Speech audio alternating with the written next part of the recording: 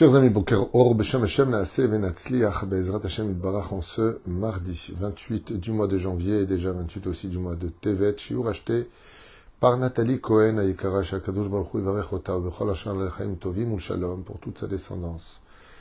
Par le mérite de cette étude de la Torah que nous allons faire, et pas des moins importantes, je vous l'affirme, shiur acheté pour l'élévation de l'âme de Daniel, Ben Vivian, Chaya et Yehuda. Roi Hashem, Be'ezrat Hashem, Tenachenu Began Eden Elyon, Vechol Shorvim Imo Bichlal, Arachim Aserochot. Vechen Yehi Ratzon, Venomar, Amen. Yeh Nishmato Tzor B'tzor Chaim, avec une pensée pour tous nos otages, Kol Chaylenu, Vekol, Echad B'Mnei Israël, que Dieu vous bénisse sur tous vos chemins. L'étude que nous allons faire est une étude importante qui va dévoiler plusieurs points, en espérant, Be'ezrat Hashem, que nous puissions être à la hauteur des enseignements de nos Chachamim. La grande question que nous avons déjà élaborée dans plusieurs shiurim dans les années précédentes, mais que j'ai repréparée avec d'autres explications qui, Bezrat Hashem, éclaireront le pourquoi de cette question, les 10 plaies d'Égypte. Pourquoi Akadosh Baruch Hu a-t-il envoyé 10 plaies et pas 9 plaies ou 11 plaies? Pourquoi pas plus? Pourquoi pas moins? Et pourquoi pas une seule maca?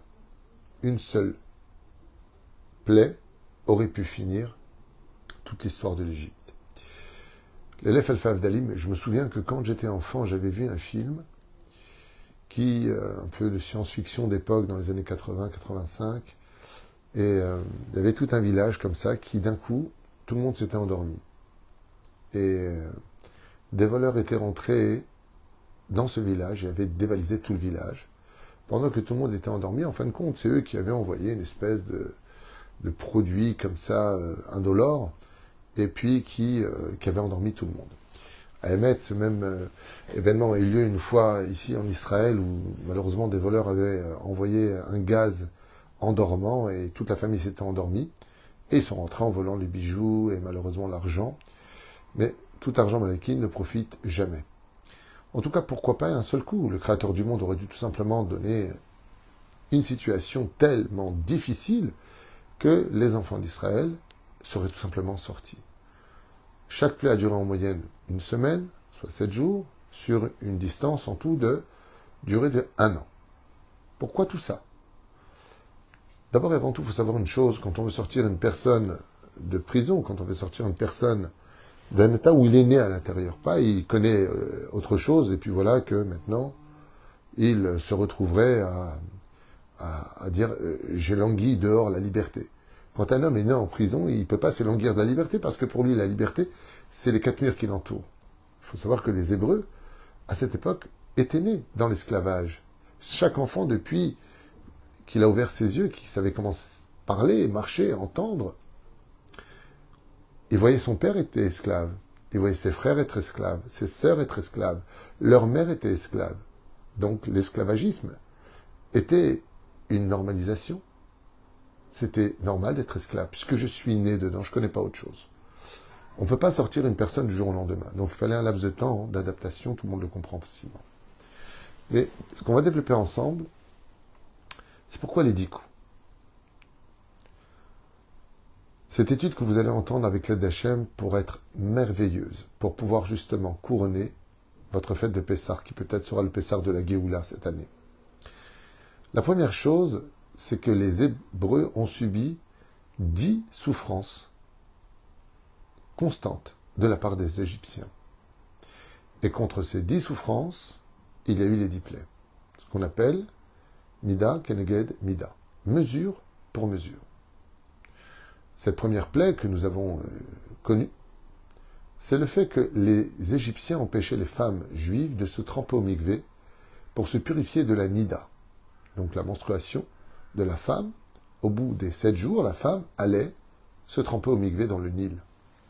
Et les Égyptiens qui connaissaient que la base de la famille juive, c'est la pureté familiale, ont empêché les femmes d'aller au mikvé.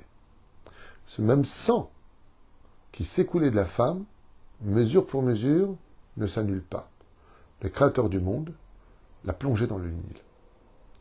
Pour que les Égyptiens voient cette faille terrible qu'ils ont causée au sein de la famille juive. Il y en a qui disent que c'est contre le sang que les Égyptiens ont versé de façon si gratuite. Dans nos commentateurs, Un Égyptien qui n'aimait pas la tronche d'un Juif lui coupait la gorge, et son sang s'écoulait. Comme Pharaon, qui tous les matins et les soirs tuait 150 bébés juifs. Il les égorgeait. Comme il était atteint d'une maladie, qui disent la lèpre, il se plongeait selon les conseillers médicaux qu'il avait autour de lui, en lui disant, dans le sang des Juifs, tu pourras te soigner. Donc Pharaon tuait 300 bébés par jour, 150 le matin et 150 le soir. Contre ce même sang qui a été versé, alors le Nil s'est rempli. Et le malheur de l'un faisant le bonheur de l'autre, les Juifs ont pu enfin s'enrichir en vendant le verre d'eau, car quand le verre de sang passait dans les mains des Juifs, elle redevenait l'eau du Nil. Quand elle repassait dans les mains de l'Égyptien, elle revenait du sang. Pour garder cette eau limpide, il fallait qu'il paye une pièce d'or à chaque Juif. Donc première explication, pourquoi 10 plaies? Parce qu'il y a 10 souffrances infligées aux Hébreux pendant ces 210 ans. Encore un exemple avec les bêtes sauvages. Eh bien, les Hébreux allaient chercher la paille dans la forêt. Les besoins pour fabriquer la ville de Pithom et Ramsès, ils devaient aller où? Là où les Égyptiens les avaient jetés. Et où est-ce qu'ils les avaient jetés? Là où les animaux nuisibles se cachaient. Ce qui fait que les Hébreux, quand ils allaient chercher dans la forêt la paille pour fabriquer la brique, se faisaient dévorer par toutes sortes d'animaux différents. Du serpent, du scorpion, du loup, du lion, du tigre, peu importe. Même s'il n'y en avait pas là-bas spécialement, en tout cas, les animaux étaient là. Mais au Ravim, et donc le Créateur du monde nous a vengés. La plaie de Makad Bechorot, c'est parce qu'il a jeté les premiers-nés. Donc, la mort des premiers-nés contre le fait de jeter les premiers-nés dans le Nil. On a 10 explications à faire, on va essayer d'aller un peu plus vite. Adif eser smachot misimcha achat. Deuxième explication, pourquoi 10 plaies? Au sage de nous dire que le fait que si Dieu avait donné une seule plaie, eh bien ça n'aurait occasionné chez les enfants d'Israël qu'une seule joie de voir leurs ennemis payer le tribut de cette injustice qu'ils ont subie. Et donc, étant donné que, on raconte l'histoire que j'avais racontée au nom du Ben Ishraï, un jour, 2 hommes qui étaient amis se sont séparés. Et ils ont pris chacun un chemin différent. L'un a vu qu'il y avait il a trouvé une caisse, une malle, où il y avait 1000 pièces d'or. Il a sauté de joie, il était comme un fou. Il était comme un fou, 1000 pièces d'or, je suis refait à vie. Tandis que l'autre, qui a pris un autre chemin, a trouvé une caisse dans laquelle il y avait 100 pièces d'or. Il était fou de joie, 100 pièces d'or, j'avais rien, j'ai tout. Voilà qu'un kilomètre plus loin, il retrouve encore 100 pièces d'or. Encore 100 pièces d'or. À chaque fois qu'il trouvait ces 100 pièces d'or, il avait une joie intense, il se mettait à danser. Waouh, encore 100 pièces d'or. À la fin, il y avait 10 caisses d'or. Ça lui a fait 1000 pièces d'or. Le Ben Ishraï dit, en fin de compte, les deux ont eu chacun 1000 pièces d'or. Alors, quelle différence? Mais il y en a un qui a eu qu'une seule joie immense d'avoir trouvé 1000 pièces d'or. L'autre, il a eu 10 joies immenses d'avoir trouvé 100 pièces d'or. Ainsi donc, pour donner de la joie aux enfants d'Israël, le Créateur du monde a rebondi sur 10 pièces, sur 10 caisses dans lesquelles sont cachées des plaies, pour qu'à chacune d'entre elles, chacun disait « Quelle plaie Dieu a envoyée aux Égyptiens aujourd'hui ?» Magnifique, parce que nous avions une joie de voir que l'esclavage non seulement avait pris fin, mais que ceux qui nous avaient tellement fait de mal le payent sous nos yeux. Troisième explication, la rote kochosh ala kadosh baruch hu bechol haolamot. La troisième explication est très puissante pour montrer, pas simplement aux Hébreux mais aux Égyptiens, que le Créateur du monde est sholet bechol haolamot. Ça veut dire qu'il dirige tous les cieux. De l'espace sont venus la grêle et le feu. Que du monde animalier, le harov, les sauterelles, les grenouilles, de la terre, le piach, avec shrin, barbuot, de l'océan, la mer qui devient, le Nil qui devient du sang, du ciel, de la terre, de partout. Le Créateur du monde, que ce soit des insectes ou les mammifères, que ce soit des animaux féroces ou des animaux pacifistes, peu importe. Le Créateur du monde a voulu montrer qu'il y avait un balabaït, il y avait un patron, Ani Po. Et ce message est très important, parce que il ne suffisait pas simplement de « croyez en moi et vous serez sauvés ». Non, ce n'est pas une question de croire en Dieu et c'est tout. C'est une question de nous obliger à comprendre que si Dieu est le patron de ce monde, c'est qu'on est des ouvriers, on peut pas avoir de patron. Et si on est conscient que Dieu dirige le ciel et la terre, et que tout est entre ses mains, eh bien tout comme un ouvrier comprendra facilement que si son patron lui parle, il doit le faire, De la même façon, si Dieu nous parle, on doit le faire parce qu'il est le propriétaire du monde.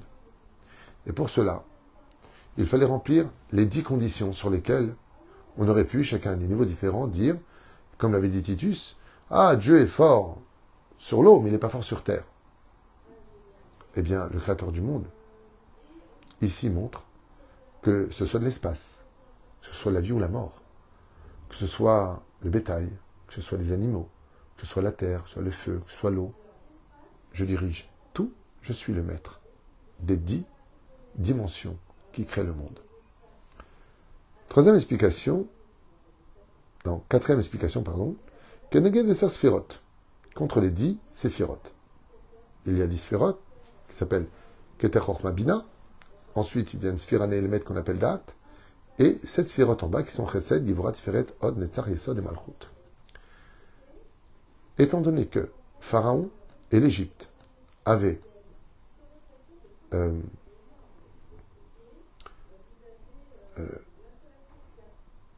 pas enfreint, mais déformé les 10 sphirotes, il fallait les réparer. Et c'est pour cela qu'en réalité, les 10 sphirotes se lisent 7 et 3. Il y a les 7 sphirotes d'en bas et les 3 sphirotes d'en haut. La paracha de Vaïra est composée de 7 plaies. Celle de Bo de 3 plaies, comme les sphirotes. On est venu les réparer. Le Créateur du monde lui a dit, tu as déformé mes sphirotes, alors les makotes vont venir les remettre à leur place. Donc 10 plaies par rapport aux 10 sphirotes.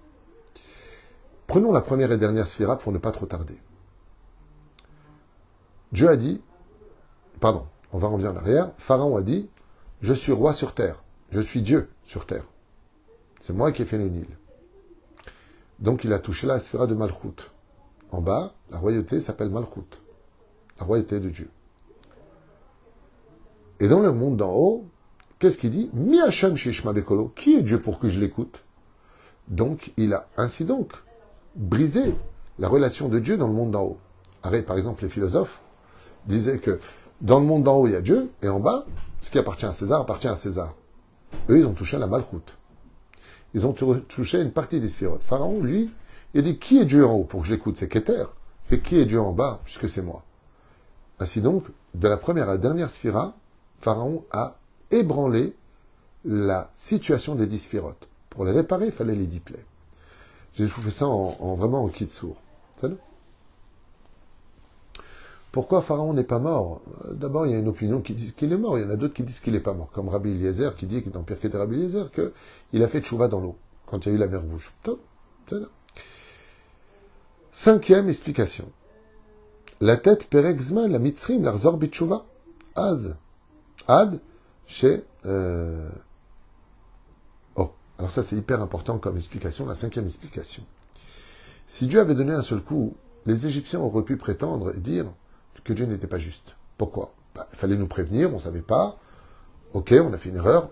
La Teshuvah existe. On peut faire Teshuvah. Et donc le Créateur du monde leur a donné 10 plaies. Frappe doucement, doucement, mais sûrement.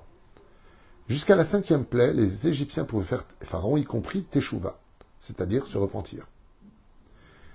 Et les 5 plaies qui ont suivi sont venus punir Pharaon parce qu'il n'a pas fait Teshuvah pendant les 5 premières plaies. Ce qui fait que dans la vie, Dieu va nous laisser une chance, 2 chances, 3 chances, 4 chances, 5 chances.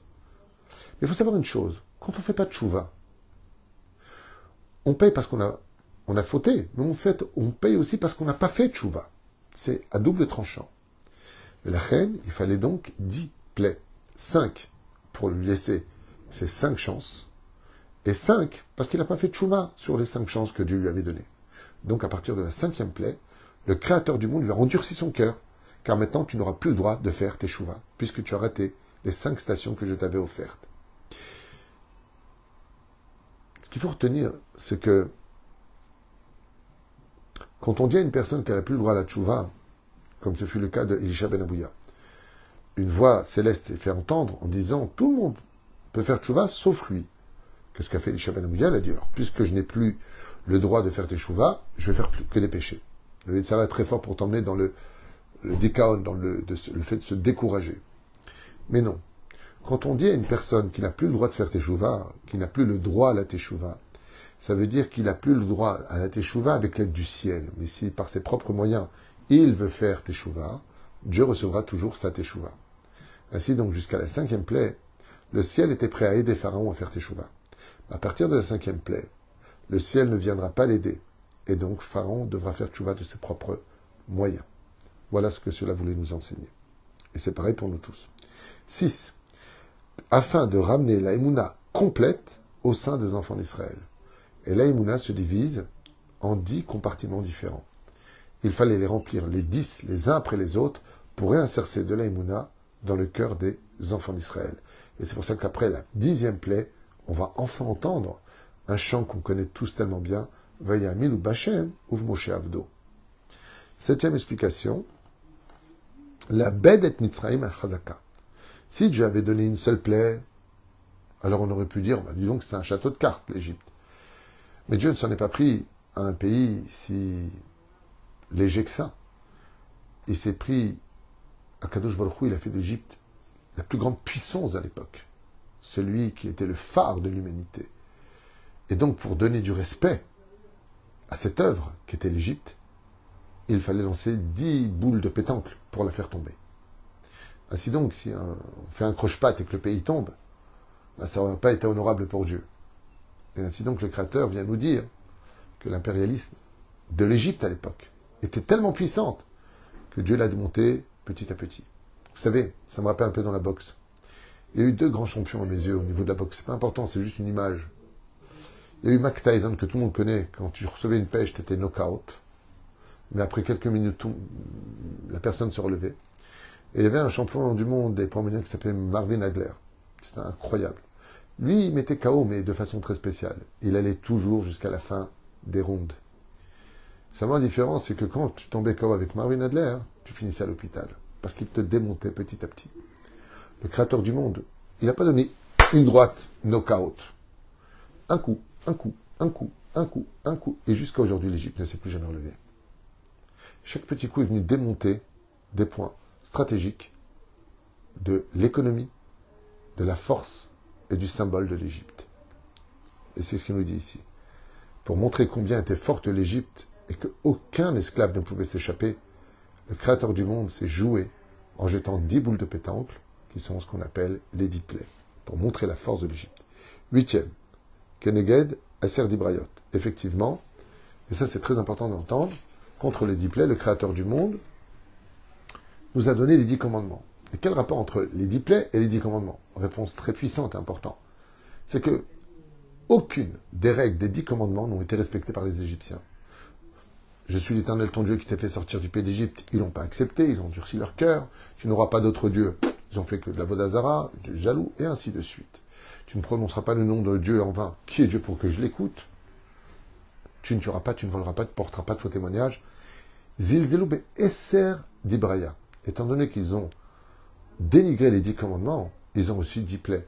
Et nous avons reçu les 10 commandements que nous avons et que nous en aurons jusqu'à ce jour. 9e explication. Il fallait que les humains comprennent que le Créateur du monde peut frapper chacune des sensations humaines. Le goût, avec le sang, l'ouïe, avec les tzfardim, le croissement des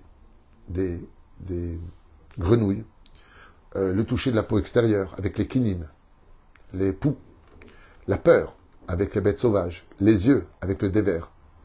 Parce que le dévers a été tellement violent, cette plaie, qu'elle nous a transformés. Quand on voyait les gens, on les reconnaissait plus. Leur peau changeait de teint. C'était une épidémie terrible. La shrine, avec les barbouottes, qui, elle, touchait à l'intérieur même de la chair qui sortait à l'extérieur. Le barad, où la logique ne trouvait plus sa place, l'eau et le feu ensemble. Et ça vient de l'espace, là où l'homme ne peut pas aller, ne peut pas toucher, ne peut pas contrôler. L'obscurité et les végétations, avec les sauterelles, ne pas pouvoir bouger dans la plaie de l'obscurité, et la mort avec la Makabechorot. Les sages nous disent que tous les points, les 5 sens du corps humain ont été touchés pour vraiment faire payer aux Égyptiens, à travers ces 10 citations, ce que nous venons de dire. Et la 10e explication, c'est marqué dans la Torah. afin que tu le comptes et le racontes aux oreilles de tes enfants et de mes petits-enfants. Hachel it alalti, combien je me suis ri, des Égyptiens. Et donc, pour qu'on puisse raconter, il fallait 10 épisodes. Ces 10 épisodes sont à raconter particulièrement le Leil HaSeder. S'il n'y avait qu'une seule plaie, disent nous Chachamim, alors on aurait fait ça rapidement. Mais maintenant qu'il y a les 10 plaies, comme souvent, vous savez, pendant la fête de Pessah, j'ai coutume, pendant le repas, après l'Agada, de poser une question à nos invités. Et je leur dis, dites-moi, quelle est la plaie qui vous paraît le plus extraordinaire et pourquoi? Et à chaque fois, d'année en année, par rapport au nombre d'invités, j'ai des réponses incroyables. Il y en a qui me disent, c'est le sang. Pourquoi? Je trouve ça extraordinaire que toutes les eaux étaient remplies de sang, que les enfants d'Israël, quand ils mettaient une paille dans ce verre, ils buvaient de l'eau, l'autre qui mettait la même paille dans ce même verre, il buvait du sang. Je trouve ça incroyable. Chacun donne les bêtes sauvages, ou le lion courait à côté du gnou, ensemble, pour tuer l'Égyptien, alors qu'ils auraient pu s'entremanger. Il y en a qui vont me dire la grêle, il y en a qui vont me dire un makab bechorot. Très intéressant de voir. Et cette diversité, justement, de ces 10 makotes est capable de donner des milliers d'opinions différentes sur une définition de la magnificence du Créateur du monde, qui nous a montré 10 fois d'affilée son amour incommensurable pour les enfants d'Israël. Baruch Adonai Olam, Amen Amen.